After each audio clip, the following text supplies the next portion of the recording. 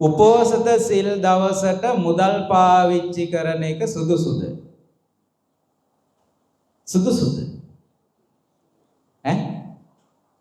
බලන්න කියන්න. උපෝසත සිල් දවසට සල්ලි පාවිච්චි කරන එක සුදුසුද?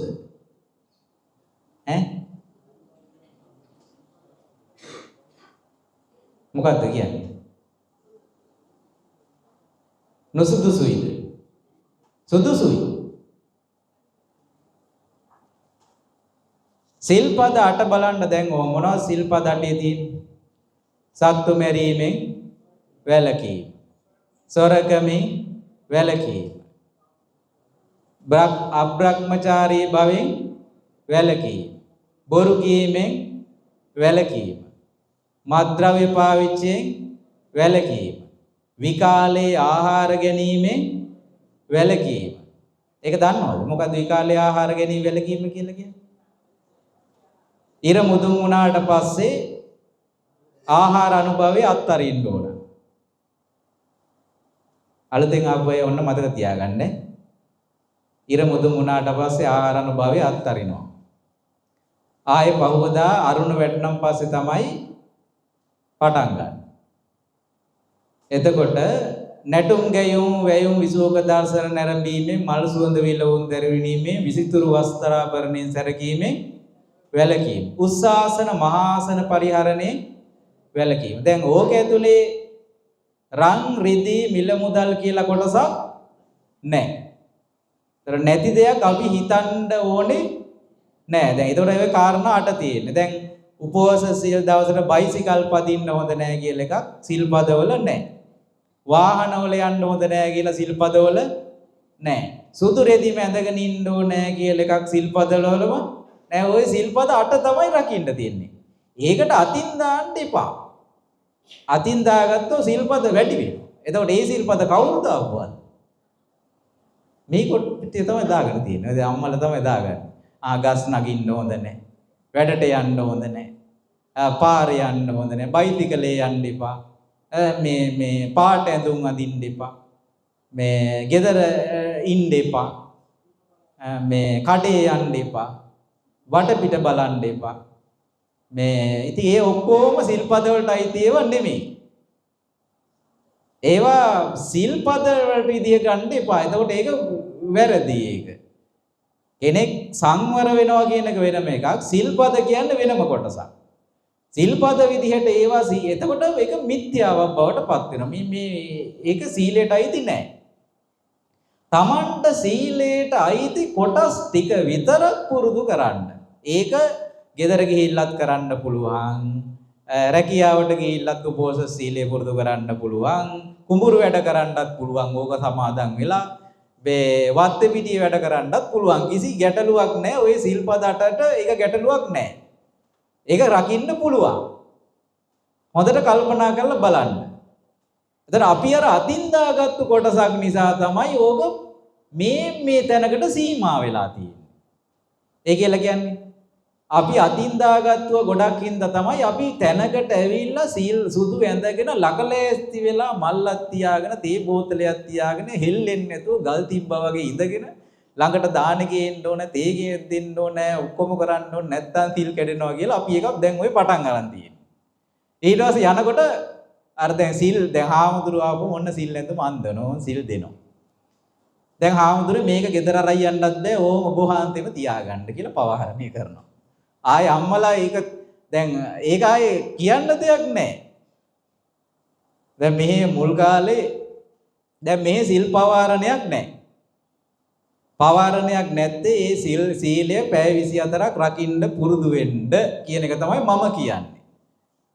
කැමති කෙනෙක් පවාරණය කරගත්තට කමන්නේ. නමුත් මම කියන්නේ පැය 24ක් රැකගන්න ගෙදරදී උත්සාහ කරන්න ඒක සාර්ථක වෙනවාමයි. ඒක නොවි තියෙන්නේ. අපි බෑ කියන එකේ සහ අපිට තියෙන අවබෝධය මදිකම නිසා, දහම් දැනුම නැතිකම නිසා, වැරදි අදහස් නිසා, ඒකට තියෙන බය නිසා අපි මේක අවස 3ට සිල් මුදනවා. සමහර අය නිකන් කටුවට උන්නක් දාගෙන ඉන්න වගේ දැන් 2යි 3යි හරි කියලා සමාදන් වෙලා දුවලු. නෑ එහෙම සද්ධාවෙන් සිල් රකින්න කියන්නේ එහෙම එකක් නෙවෙයි. අනේ තව පැයක් වැඩියෙන් රැක ගන්න තියෙනවා නම් අනේ කොහොම හරි හෙට උදේ වෙනකම් මේක අල්ලගෙන ඉන්න තිබ්බනම් කියලා හිතෙන්න ඕනේ. දැන් වෙසක් එකට අපිට සිල් ගන්න හිතෙනවා නම් එතන ආයේ ලබන වෙසක් එකට තමයි හිතෙන්නේ. අපිට හිතෙන්න ඕන කොහොමද? අනේ තව ඊළඟ පොයට සිල් ගන්න නැත්තම්. දැන් අපි වෙසක් එකට විතර නම් සිල් ගන්නෙ. වෙසක් පොයවල් ජීවිතේට කීයක් හම්බ වෙයිද? ඕකෙත් ඔය ඉස්කෝලේ යන ඒවා ටික අයින් කරන්නකො. ලෙඩ වෙන ඒවා ටික මල ගෙවල්, ඔය ගෙවල් වල කරදර ඒවා ටික කපලා දාන්නකො. කී පාරක් සිල් ගනීද? ඒ 20ක් විතර ගනි. ඒ 20ෙනුත් මෙතන ඇවිල්ලා හිත සන්තෝෂයෙන් ඉන්න ඒවායි ගෙවල් වල කරදර අමතක වෙලා ඉන්න ඒවා ටිකටත් දින ටිකක් කපලා දාන්නකො. එතකොට දවස් කීයක් ඉතුරු වෙයිද? 5ක් විතර ඉතුරු වෙයි. ඔන්න අපිට වෙච්ච දේ. ඉතින් ඒ නිසා අපිට ලැබෙන හැම අවස්ථාවකම මේක පුරුදු කරන්න ඕනේ. පොයකට ඒ විශේෂ අවස්ථාවකට ඒකට කැප වෙන්න ඕනේ. තම තමන්ට පිහිට පිණිස පවතින මේක අනිත්‍ය ඔක්කොම අනුන්ට කරපුවා. තමන්ට කරගත්තු දෙයක් නෑ අන්තිමට. ඒකනේ අනුන්ට කරපු එක ගැන කියෝ දෙස් දෙවල් තියන්න වෙලා තියෙනවා. මං මෙච්චර කෙරුවා, අච්චර කෙරුවා, ළමයින්ට කෙරුවා, ගෙදරට කෙරුවා, කෙරුවා මුන්ට කිසි අගයක් නෑ. මොකද්ද ඉතින් කරන්න කියන්නේ? දැන් අපි අගේ හොයනවා. අපිට දැන් අගයක් මොකක්ද අගේ අන්තිමට? මොකුත් නැහැ. ඒක කියන්නේ තමන්ට කරගන්න බලන්න මොනවා හරි. තමන්ට පිනක් කරගන්න, තමන්ට සීලයක් කරගන්න, ධර්මයක් පුරුදු කරගන්න, තමන්ට යමක් කරගන්න. එතකොට අනුන්ගෙන් අගයක් හොයන්නේ නැහැ. එතන කවදාකවත් අපිට කියවෙන්නේ නැහැ මුන්ට කරා මුන්ට මං ගැන වටිනාකමක් නැහැ, අගයක් නැහැ කියන එක කියවෙන්නේ ඇයි? එයාට තමන්ට කරගත්තු දේවල් තියෙනවනේ. ඉතින් ඒ නිසා දුකක් නැහැ. තමන්ට කිසි දෙයක් කරගන්න බැරි වෙච්ච කෙනෙක්.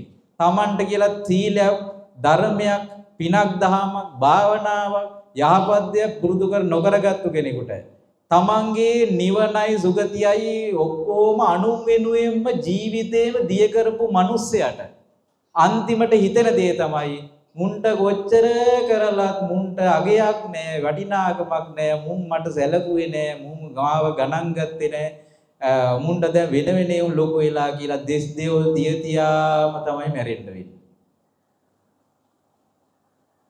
ඒ නිසා තමන්ට දෙයක් කරගන්න ලෝකෙට දොස් කියලා වැඩක් නැහැ. මේ ලෝකේ අපිව අත්හැරලා දාලා තියෙන්නේ. අපිව අත්හැරලා දාපු මිනිස්සු ඉන්නේ. කවදා හරි මේ ලෝකෙ මිනිස්සු අපිව අත්හැරලා දානවා. ඔච්චර අත්හැරලා දානවාද කියලා පෙට්ටියට දාලා එන ගහලත් අත්හැරලා දානවා. ගොඩේ කියලා අරගෙන આવොත් එහෙම. දැන් ওই අඬන මිනිස්සු මලගෙදරදී අඬන්නේ. මිනිහ නැගිට්ටොත් මොකක් වෙයිද? ඉඳීද ඔය කට්ටිය?